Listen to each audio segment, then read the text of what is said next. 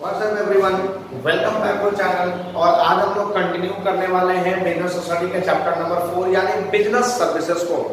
Business services में दो part already हम लोग कवर कर चुके हैं, एक आपका बैंकिंग और सेकंड ट्रांसपोर्टेशन। आज जो हम लोग कवर करने वाले हैं, आज के वीडियो में हम लोग दो पार्ट्स को और कवर करेंगे। एक आपका वेयर हाउसिंग का काफी छोटा सा टॉपिक है, काफी छोटा सा पार्ट है, और एक इंश्योरेंस। इन दोनों टॉपिक्स को आज कवर करेंगे और नेक्स्ट वीडियो में ये चैप्टर ओवर। तो आइए सबसे पहले हम देखते हैं वेयर हाउसिंग क्या होता है। वेयर हाउसिंग से क्या मतलब है कि देखिए होता क्या है कि जो भी हमारा बिजनेस होता है, बिजनेस में गुड्स का कंजम्पशन और गुड्स का प्रोडक्शन ये दो अलग अलग सीजन में होता है। यानी गुड्स प्रोड्यूस्ड होता है अलग सीजन में और उसका कंजम्पशन होता है अलग सीजन में। अब फॉर एग्जांपल कि हमारे पास जितने भी वूलन क्लॉथ है, वूलन क्लॉथ का कंजम्पशन कब होता है? विंटर में। बट क्या उसका प्रोडक्शन भी विंटर में ही होता है? नहीं। अगर उसका प्रोडक्शन हम लोग विंटर में करना स्टार्ट कर दें तो कहीं ना कहीं हम लोगों के डिमांड को पूरा नहीं कर पाएंगे, हमारा सप्लाई काफी शॉर्ट हो जाएगा। तो जनरली वूलन क्लॉथ जिसका कंजम्पशन विंटर में होता है उसका प्रोडक्शन समर में ही स्टार्ट हो जाता है और समर से प्रोडक्शन करते करते करते करते वो विंटर में सेल होना स्टार्ट होता है। तो अब ये बताइए कि जब प्रोडक्शन एक सीजन में हो रहा है और उसका कंजम्पशन किसी दूसरे सीजन में हो रहा है तो उस केस में प्रोडक्शन से लेके कंजम्पशन तक उस गुड्स को स्टोर कहां करा जाएगा? तो जो भी गुड्स को स्टोर किया जाता है जिस जगह पे, उस जगह को हम लोग क्या बोलते हैं? Warehousing. अब वेयर हाउसिंग क्या होता है? It helps in storage of goods. ये आपको कहीं ना कहीं गुड्स को स्टोर करने में हेल्प करेगा in a systematic manner in order to maintain original value, quality and usefulness। ये गुड्स को स्टोर करने में हेल्प करेगा जिससे गुड्स का ओरिजिनल वैल्यू, ओरिजिनल क्वालिटी और यूजफुलनेस मेंटेन रहे। अगर हम लोग गुड्स का प्रोडक्शन करके कहीं भी उसको रोड पे रख दे तो ना तो उसका ओरिजिनल वैल्यू मेंटेन हो पाएगा, नहीं उसका क्वालिटी मेंटेन हो पाएगा और नहीं यूजफुलनेस मेंटेन हो पाएगा। इन तीनों चीजों को मेंटेन करने के लिए गुड्स को एक सिस्टमैटिक मैनर में कहीं ना कहीं स्टोर करना होगा और जिस जगह पे स्टोर करेंगे that is called the warehousing. अब उसके बाद है it helps in removing the hindrances of time. ये टाइम के हिंड्रेंसेस को रिमूव करने में हमारा हेल्प करता है। अब टाइम का मतलब क्या हुआ कि जो भी हमारा प्रोडक्ट्स है वो प्रोड्यूस्ड हो रहा है एक सीजन में और कंजम्पशन हो रहा है दूसरे सीजन में। तो प्रोडक्शन से लेके कंजम्पशन होने तक जो टाइम गैपिंग है उस टाइम के प्रॉब्लम को रिमूव करने में हमारा हेल्प कौन करता है? Warehousing. अब इसके बाद टाइप्स ऑफ वेयर हाउस। तो वेयर हाउस में आपको 5 टाइप लिखना है, 5 टाइप्स ऑफ वेयर हाउस है। सबसे पहला हमारा वेयर हाउस का होगा पब्लिक वेयर हाउस। अब पब्लिक वेयर हाउस और प्राइवेट वेयर हाउस ये दोनों एक दूसरे से मैच करते हैं, लगभग एक दूसरे से मैच करते हैं। क्या होता है पब्लिक वेयर हाउस? अब जैसे for example private warehouse को पहले समझते हैं, उसके बाद पब्लिक वेयर हाउस को समझेंगे। प्राइवेट वेयर हाउस में क्या है कि मेरा खुद का बिजनेस है और हम अपने खुद के बिजनेस के गुड्स को स्टोर करने के लिए अपना खुद का एक वेयर हाउस बना के रखे हुए हैं जिसमें सिर्फ हम अपना खुद का गुड्स स्टोर करते हैं, that is called the private warehouse. यानी इसका मतलब क्या हुआ? Owned and control by individual. यानी वैसा वेयर हाउस जो कि इंडिविजुअल के द्वारा ऑन किया जाएगा और कंट्रोल किया जाएगा। यानी ऑन भी इंडिविजुअल करेगा और कंट्रोल भी इंडिविजुअल के पास होगा, that is called the private warehouse. अब पब्लिक वेयर हाउस क्या होता है कि फॉर एग्जांपल 2-3 बिजनेस मिल करके एक अपना खुद का वेयर हाउस बनाए अपने गुड्स को स्टोर करने के लिए।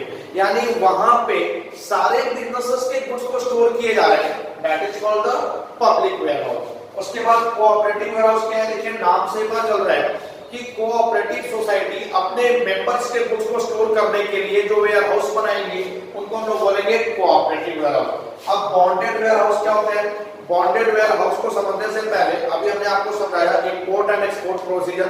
इंपोर्ट एंड एक्सपोर्ट प्रोसीजर में क्या होता है कि एक इंपोर्टर जो होता है वो एक्सपोर्टर से कुछ ना कुछ गुड्स मंगवाता है। एक इंपोर्टर एक्सपोर्टर से कुछ गुड्स मंगवाया। अब ये इंपोर्टर का गुड्स है ये जिस पोर्ट पे भी आया, जहां पे भी ये पोर्ट पे आकर के रुका, इसका शिप बाय सी अगर ये आया है तो जिस पोर्ट पे भी ये शिप आकर के रुका उस पोर्ट पर इस इंपोर्टर को कुछ डॉक्यूमेंट्स दिखाने होते हैं अपने गुड्स को रिसीव करने के लिए या कुछ पेमेंट करने होते हैं अपने गुड्स को रिसीव करने के लिए। अब मान लीजिए यहाँ पे इंपोर्टर का गुड्स तो आ गया, बट इंपोर्टर के पास पेमेंट करने के लिए भी पैसे नहीं है, वो पैसे को अरेंज कर रहा है। तो अरेंज करने तक, उसके पेमेंट करने तक या उसके सारे प्रोसीजर को कंप्लीट करने तक यहाँ पे जो गुड्स है वो कहीं ना कहीं स्टोर किया जाएगा। तो गुड्स को पोर्ट पर स्टोर करने के पर्पज से जो भी वेयर हाउस बनाया जाता है उसको हम लोग क्या बोलते हैं, बॉन्डेड वेयर हाउस। ये हमारा क्या रहेगा, बॉन्डेड वेयर हाउस। उसी तरह से फिर हमारा गवर्नमेंट वेयर हाउस, यानी गवर्नमेंट अपना खुद का काम करने के लिए, अपने खुद के गुड्स को स्टोर करने के लिए जो वेयर हाउस बनाती है उसको हम लोग क्या बोलते हैं, government warehouse. That means the warehouse owned and control by government, यानी वैसा वेयर हाउस जो कि ऑन और कंट्रोल दोनों गवर्नमेंट के द्वारा किया जाएगा उसको हम लोग क्या बोलते हैं, गवर्नमेंट वेयर हाउस। तो ये 5 टाइप्स ऑफ वेयर हाउस है, public, private, cooperative, bonded and government warehouse. अब उसके बाद नेक्स्ट टॉपिक है हमारा functions of warehouse. Functions of warehouse का मतलब कि एक वेयर हाउस क्या क्या फंक्शंस परफॉर्म करता है। फंक्शंस ऑफ वेयर हाउस में सबसे पहला कंसोलिडेशन है और सेकंड हमारा ब्रेक द बल्क। ये दोनों एक दूसरे के अपोजिट है। Consolidation is just opposite to the break the bulk. अब कंसोलिडेशन में क्या होता है कि फॉर एग्जांपल की कस्टमर्स हैं, बहुत सारे कस्टमर्स हैं, उनको सामान चाहिए और सारे सामान एक बिजनेस में अवेलेबल नहीं है, तो अलग अलग बिजनेस से खरीदना पड़ेगा। फॉर एग्जांपल की एक बिजनेस ए है, एक बिजनेस बी है, एक बिजनेस सी है। अब कस्टमर को जो भी सामान चाहिए वो एक ही बिजनेस के पास नहीं मिल रहा है, वो अलग अलग बिजनेसेस के पास अवेलेबल है। तो यहाँ पे वेयर हाउस क्या करेगा, इन तीनों बिजनेस से अपना कुछ का सामान जो है वो स्टोर करेगा और ये फिर कस्टमर्स को प्रोवाइड कर देगा। अब जितने भी कस्टमर्स हैं, जैसे कस्टमर 1 हो गए, कस्टमर 2 हो गए, कस्टमर 3 हो गए, इन सबको ये प्रोवाइड कर देगा। यानी वेयर हाउस क्या करता है, कंसोलिडेट करता है गुड्स को डिफरेंट बिजनेस से and then provided supply to the customer, that is called the consolidator. अब ब्रेक द बल्क क्या है, नाम से पता चलता है कि बल्क और उसको ब्रेक करना, यानी बल्क को ब्रेक करना। यहाँ पे क्या होता है, बिजनेस ए के हमारे पास सपोज की ए बिजनेस से जो भी गुड्स है वो स्टोर कर लिया अपने पास वेयर हाउस और स्टोर करके ये अलग अलग कस्टमर्स को दे रहा है, कस्टमर 1 को, कस्टमर 2 को, कस्टमर 3 को।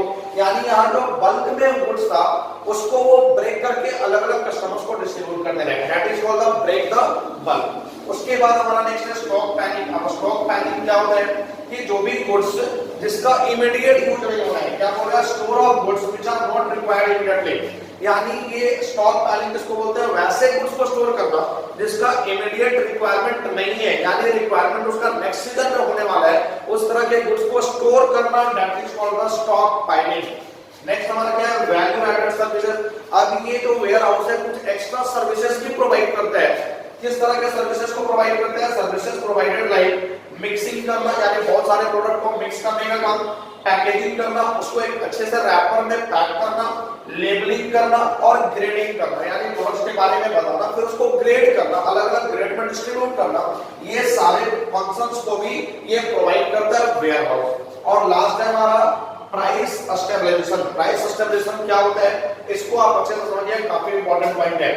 It helps in stabilising the price, ये प्राइस को स्टेबल करने में हेल्प करता है by adjusting supply of goods, supply of goods करके अकॉर्डिंग टू डिमांड, यानी डिमांड के अकॉर्डिंग गुड्स को सप्लाई करके प्राइस को स्टेबल करने का काम कौन करेगा, प्राइस स्टेबलाइजेशन। अब इसमें क्या होता है, फॉर एग्जांपल कि किसी भी चीज का अगर मार्केट में डिमांड बढ़ रहा है और सप्लाई घट रहा है तो उसका प्राइस ऑटोमेटिकली इंप्रूव कर जाएगा। डिमांड काफी ज्यादा है और सप्लाई तो बहुत कम है, तो उस केस में महंगाई बढ़ेगी, यानी गुड्स का प्राइस बढ़ेगा। क्यों, क्योंकि यहाँ पे सप्लाई बहुत कम हो गया। सप्लाई क्यों कम हुआ, अगर यहाँ पे प्राइस बढ़ाना है किसी भी गुड्स का तो वेयर हाउस क्या करता है, गुड्स को स्टॉक कर लेता है, मार्केट में जाने नहीं देता है, तो मार्केट में सप्लाई कम हो जाएगा। अब आप सोचो कि अगर सप्लाई कम हुआ और कंजम्पशन फिर भी बहुत ज्यादा है, डिमांड बहुत ज्यादा है, तो प्राइस क्या होगा, उसका बढ़ेगा, प्राइस बढ़ेगा। तो अगर किसी भी गुड्स का प्राइस बढ़ाना है तो उस केस में वेयर हाउस गुड्स को स्टॉक कर लेता है, मार्केट में जाने देता है, प्राइस बढ़ जाएगा। लेकिन अगर कोई भी चीज का प्राइस घटाना है तो उसमें भी ये कहीं ना कहीं परफॉर्म करता है हमारा वेयर हाउस। प्राइस बढ़ाना है तो बढ़ाने के लिए क्या करना होगा, सप्लाई को, सॉरी प्राइस घटाना है तो सप्लाई को बढ़ा देना होगा। अब गुड्स आपका मार्केट में काफी तेजी से सप्लाई हो रहा है, काफी ज्यादा सप्लाई हो रहा है और डिमांड हमारा जो करते हुए, तो उस केस में जब डिमांड से ज्यादा गुड्स सप्लाई होने लगेंगे तो प्राइस ऑटोमेटिकली क्या हो जाएगा, घट जाएगा। यानी गुड्स के प्राइस को स्टेबल करना है, यानी बढ़ाना है या घटाना है, तो वो कौन करके चलता है, वेयर हाउस ही करके चल रहा है। तो ये थे guys 5 functions of warehouse. तो वेयर हाउस हमारा क्लियर हो गया। अब उसके बाद हम लोग को आना है इंश्योरेंस पे।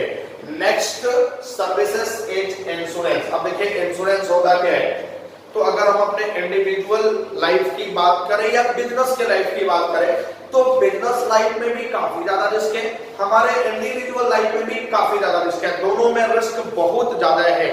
तो जनरली जो भी रिस्क है उसको इंश्योरेंस कवर करके चलता है। यानी इंश्योरेंस हमारे रिस्क को बिल्कुल एलिमिनेट तो नहीं कर सकता है, बट रिस्क को वो रिड्यूस कर सकता है, रिस्क को वो घटा सकता है। तो जो भी हमारे रिस्क को रिड्यूस करने का काम करेगा, that is called the insurance. क्या होता है insurance? The contract in which one person agree to pay. एक ऐसा कॉन्ट्रैक्ट यानी इंश्योरेंस एक कॉन्ट्रैक्ट है जिसमें एक person agree to pay the agreed amount of money to cover loss due to uncertainty event in consideration of a regular payment. यानी एक ऐसा कॉन्ट्रैक्ट जिसमें एक पार्टी रेगुलर पेमेंट के कंसीडरेशन के बदले दूसरे पार्टी को अनसर्टेनिटीज के कारण होने वाले लॉस को कवर करने के लिए एग्रीड अमाउंट पे करने का एग्री होता है, एग्रीड अमाउंट पे करने को एग्री होता है। तो इन सारे प्रोसेस को हम लोग क्या बोलेंगे, इंश्योरेंस। अब फॉर एग्जांपल कि यहाँ पे ए जो है ये बी को बोला कि अगर तुम मेरे को 10,000 पर ईयर पे करोगे तो तुम्हारे साथ किसी भी तरह का घटना घटने पे मैं तुम्हें 5 लाख रुपीज पे करूंगा। यानी यहाँ पे ए जो है वो बी को बोल रहा है कि अगर तुम 10,000 रुपीज पर ईयर मेरे को देते हो तो तुम्हारे साथ कोई भी घटना घटता है उस केस में मैं तुम्हें 5 लाख रुपए दूंगी। यहाँ पे ए जो है वो 5 लाख रुपए देने के लिए एग्री है, बट किसके बदले, ये रेगुलर पेमेंट के बदले। यानी बी अगर 10,000 रेगुलर पेमेंट दे रहा है तो फिर उस केस में बी के साथ किसी भी तरह का कोई अनसर्टेनिटी होता है, ए उसको 5 लाख रुपए पे करेगा। यानी एक पार्टी एग्री हो रहा है दूसरे पार्टी को पे करने के लिए in the consideration of regular payment. इसको हम लोग क्या बोलते हैं, इंश्योरेंस बोला जाएगा। अब देखिए यहाँ पे जो रेगुलर पेमेंट के 10,000 पर ईयर कर रहा है उसी को हम लोग बोलते हैं प्रीमियम। तो इंश्योरेंस के केस में 4 वर्ड्स काफी इंपॉर्टेंट है। पहला इंश्योरर, इंश्योरर किसको बोलते हैं, जो इंश्योरेंस करने वाला है, जो किसी का इंश्योरेंस कर रहा है। फॉर एग्जांपल यहाँ पे ए बी का इंश्योरेंस कर रहा था तो ए इज कॉल्ड द इंश्योरर, और जिसका इंश्योरेंस किया जा रहा है यानी बी का इंश्योरेंस किया जा रहा है तो बी क्या हो जाएगा, इंश्योर्ड। उसके बाद बी इस इंश्योरेंस के बदले में रेगुलर पेमेंट को 10,000 पर ईयर कर रहा है, उसको हम लोग क्या बोलेंगे, प्रीमियम। और इन सारे प्रोसेस को कंबाइंड रूप से क्या बोला जाएगा, पॉलिसी। तो ये होता है हमारा इंश्योरेंस। अब देखो इंश्योरेंस क्या होता है, ये प्रिंसिपल्स पे काम करता है और उस प्रिंसिपल्स को फॉलो करते हुए इंश्योरेंस चलता है। तो मेनली क्या क्या प्रिंसिपल्स हैं एक इंश्योरेंस के, यहां से ये प्रिंसिपल ऑफ इंश्योरेंस है। प्रिंसिपल्स ऑफ इंश्योरेंस क्या क्या है पहले वो चेक करना है। तो जनरली हमने 7 प्रिंसिपल्स यहाँ पे लिखे, काफी इंपॉर्टेंट टॉपिक है, आप इसको अच्छे से समझना ताकि आगे चल के फ्यूचर में काम आने वाला हो। सबसे पहला प्रिंसिपल क्या है, utmost goods faith. Utmost good faith का मतलब क्या हुआ कि इंश्योरेंस करने वाला और जिसके लिए इंश्योरेंस किया जा रहा है दोनों को एक दूसरे पे अच्छा फेथ होना चाहिए, गुड फेथ होना चाहिए, तभी इंश्योरेंस चलेगा। यहाँ पे क्या बोल रहा है, disclosure of full information on part of both the party. यानी दोनों पार्टी को अपना पूरा का पूरा इंफॉर्मेशन अच्छे से शो करना होगा। यानी ए बी से सारी बातें बताएगा, सच सच कोई बात छुपाएगा नहीं, बी ए को सारी बातें बताएगा, सच सच कोई बात छुपाएगा नहीं। दोनों एक दूसरे को अपना पूरा इंफॉर्मेशन सही सही बताएंगे, कुछ भी नहीं छुपाना है। सबसे पहला प्रिंसिपल। नेक्स्ट है हमारा इंश्योरर इंटरेस्ट। अब इंश्योरर इंटरेस्ट क्या होता है कि फॉर एग्जांपल कि मिस्टर एम के पास एक बाइक है और ये मिस्टर एम अपने बाइक को सेल कर दिया मिस्टर एन को, मिस्टर एन को ये सेल कर दिया। अब जिसके लिए बाइक सेल किया उसके 20 डेज के बाद या 30 डेज के बाद ये बाइक मिस्टर एन से एक्सीडेंट हो जाता है। अब मिस्टर एन से एक्सीडेंट हुआ बाइक खरीदने के 30 डेज के बाद, उस केस में मिस्टर एम जो है इंश्योरेंस कंपनी के पास चला गया पैसा लेने, क्या मिस्टर एम को इंश्योरेंस कंपनी पैसा देगी? बिल्कुल भी नहीं देगी, क्योंकि यहाँ पे इंश्योरेंस में मिस्टर एम का इंटरेस्ट ही नहीं था। मिस्टर एम के पास जो बाइक था वो तो वो ऑलरेडी सेल कर चुका है मिस्टर एम को, तो बाइक का ओनरशिप तो मिस्टर एम के पास नहीं था, मिस्टर एम के पास चला गया था। तो जिसका इंटरेस्ट होगा कंपनी इंश्योरेंस का पैसा भी उसी को देगी, मिस्टर एम को नहीं देने वाली है। नेक्स्ट हमारा क्या है? एडमिटी। एडमिटी क्या होता है? Bringing back the same position. Bringing back the same position से क्या मतलब है कि फॉर एग्जांपल कि अगर आपके बिजनेस में गुड्स लॉस्ट हो जा रहे हैं, गुड्स लॉस्ट बाय फायर, आपके बिजनेस में आग लग गया और 2 लाख रुपए का गुड्स जो है ये लॉस हो गया, यानी आप इंश्योरेंस कितने का लिए हुए थे? मान लीजिए इंश्योरेंस आपका 5 लाख रुपए का लिया हुआ था और जो आपका गुड्स लॉस्ट हुआ वो कितने का लॉस्ट हुआ? 2 लाख रुपए का। इस केस में आप जो है वो फुल इंश्योरेंस के लिए इंश्योरेंस कंपनी को क्लेम तो करेंगे कि भाई आपको 5 लाख रुपए चाहिए, बट क्या इंश्योरेंस कंपनी आपको 5 लाख रुपए देगी? सोचो, नहीं देगी, क्योंकि आपका गुड्स जो है वो तो सिर्फ 2 लाख का चला ना। तो इंश्योरेंस कंपनी एक्चुअल में जितना का पॉलिशन आपका दिख रहा है उतना ही आपको पे करेगी, उससे ज्यादा का पेमेंट नहीं करने वाली है। इसको हम लोग क्या बोलते हैं? एडमिटी। नेक्स्ट है हमारा प्रॉक्सिमेट कवरेज। प्रॉक्सिमेट कवरेज का मतलब क्या होता है? Compensate only loss stated in the policy, यानी उसी लॉस को कंपनी पूरा करेगी जो इसके लिए आप पॉलिसी लिए हुए थे, जिसके लिए पॉलिसी था। अब फॉर एग्जांपल यहाँ पे हमारा गुड्स लॉस्ट हुआ 2 लाख रुपए का, तो गुड्स लॉस जब होता है तो उसके साथ साथ कुछ लोग एक्स्ट्रा बेनिफिट उठा लेते हैं, कुछ और भी फायदा उठा लेते हैं। जैसे हमारा गुड्स लॉस हुआ फायर, यानी जब आग लगा था तो कुछ वैसे लोग भी थे जो हमारे गुड्स, हमारे बिजनेस से सामान उठा के ले गए, चोरी कर लिए, यानी कि 2 लाख का तो गुड्स लॉस हुआ ही फायर से, और बाई थेफ्ट भी हमारा हो गया 1 लाख रुपीस का लॉस, यानी कि उस ड्यूरिंग हमारे कुछ गुड्स जो है वो चोरी भी हो गए। तो हमने क्लेम किया इंश्योरेंस कंपनी को फायर के लिए और थेफ्ट के लिए भी, बट अब सोचो कि क्या इंश्योरेंस कंपनी दोनों का पैसा देगी? बिल्कुल भी नहीं देगी, क्योंकि आपने जो पॉलिसी लिया था वो किसके लिए था? फायर के लिए। तो यहाँ पे जो फायर से लॉस होगा कंपनी सिर्फ उसका पैसा देगी, जो चोरी हुआ है उसका पैसा कंपनी नहीं देगी। That is called the proximate coverage. उसके बाद है सब्रोगेशन। सब्रोगेशन क्या होता है? No profit making from the sale of damage property, यानी डैमेज प्रॉपर्टी से कोई भी प्रॉफिट्स आपको अर्न नहीं करना है, डैमेज प्रॉपर्टी को सेल करके कोई प्रॉफिट अर्न नहीं करना है, ये इसका सब्रोगेशन ऑफ प्रिंसिपल्स है। फॉर एग्जांपल की जैसे आपका बाइक जो था वो एक्सीडेंट हो गया और उसका एक पार्ट डैमेज हो गया, जिसके लिए इंश्योरेंस कंपनी आपको 10,000 पे कर दी, तो जैसे ही उस डैमेज पार्ट के लिए इंश्योरेंस कंपनी आपको 10,000 का पेमेंट करेगी, वो डैमेज पार्ट किसका हो गया? इंश्योरेंस कंपनी का, यानी आप उसको सेल करके प्रॉफिट नहीं कमा सकते हो, क्योंकि वो पूरा का पूरा इंश्योरेंस कंपनी का हो गया, उस पे इंश्योरेंस कंपनी का अधिकार है, आप उसको कबाड़े में बेच नहीं सकते हो। That is called the principle of subrogation. Next हमारा प्रिंसिपल ऑफ कंट्रीब्यूशन। अब प्रिंसिपल ऑफ कंट्रीब्यूशन क्या होता है? जैसे कुछ लोग जो होते हैं वो एक्स्ट्रा स्मार्ट होते हैं, कुछ लोग स्मार्ट बनने का कोशिश करते हैं। क्या होता है कि वो एक ही एसेट्स के लिए अलग अलग 2 या 3 कंपनियों से इंश्योरेंस लेगी। अब अगर एसेट्स का एक्सीडेंट होता है, एसेट डैमेज होता है, तो क्या उनको उस डैमेज एसेट्स के लिए, डैमेज प्रॉपर्टी के लिए तीनों कंपनी से इंश्योरेंस मिलेगा? बिल्कुल भी नहीं मिलेगा। फॉर एग्जांपल कि 1 लाख रुपया का मेरा गुड्स डैमेज हुआ और हम 3 अलग अलग कंपनी से इंश्योरेंस लेके रखे थे, तो यहाँ पे तीनों कंपनी 1 लाख नहीं देगी। अब आप सोचो कि अगर आपका 1 लाख का डैमेज है और तीनों कंपनी से 1 लाख मिल रहा है, तो फिर आप 3 लाख का कंपनसेशन कैसे ले सकते हो? वहां पे कंपनसेशन सिर्फ 1 लाख का ही मिलेगा। तो यहाँ पे क्या होता है कि तीनों कंपनी कंट्रीब्यूट करेगी रुपीज 1 लाख और आपको पे करेगी, यानी 1 लाख रुपीज ही तीनों कंपनी का कंट्रीब्यूशन होगा। या फिर अगर कोई एक कंपनी आपको 1 लाख पे कर चुकी है तो बाकी की 2 कंपनियां आपको पे नहीं करेगी। That is called the principle of contribution. And last the principle of mitigation. Principle of mitigation क्या होता है कि take responsible step in minimising the losses. Losses को मिनिमाइज करने के लिए आपको रीजनेबल स्टेप लेना पड़ेगा। फॉर एग्जांपल जैसे हमारे बिजनेस में आग लग गया और हमारे गुड्स का इंश्योरेंस करवाया हुआ था, हम वहां पर आराम से खड़े होकर देख रहे हैं कि चलो भाई आग लग रहा है, लगने तो क्या फर्क पड़ता है, मुझे तो इंश्योरेंस कंपनी से पैसा मिलने वाला। तो ऐसा बिल्कुल भी नहीं होना चाहिए। आप वहां पे कोशिश कीजिए, यहाँ पे आप इनिशिएटिव स्टेप लीजिए कि हमारा जो लॉस है वो कम से कम हो, खड़े होकर के देखना नहीं है। That is called the principle of mitigation. तो ये देगा ये आपके 7 प्रिंसिपल्स ऑफ इंश्योरेंस। अब उसके बाद इसमें और कुछ भी नहीं बचा हुआ है, इंश्योरेंस का टाइप एक बचा हुआ है जो हम लोग कवर करेंगे नेक्स्ट क्लास में। तो इंश्योरेंस का टाइप और उसके बाद 2 छोटे-छोटे और पार्ट्स बचे हुए, नेक्स्ट क्लास में हमारा चैप्टर हो जाएगा ओवर। तब तक के लिए आप इसका नोट्स बनाइए और इसको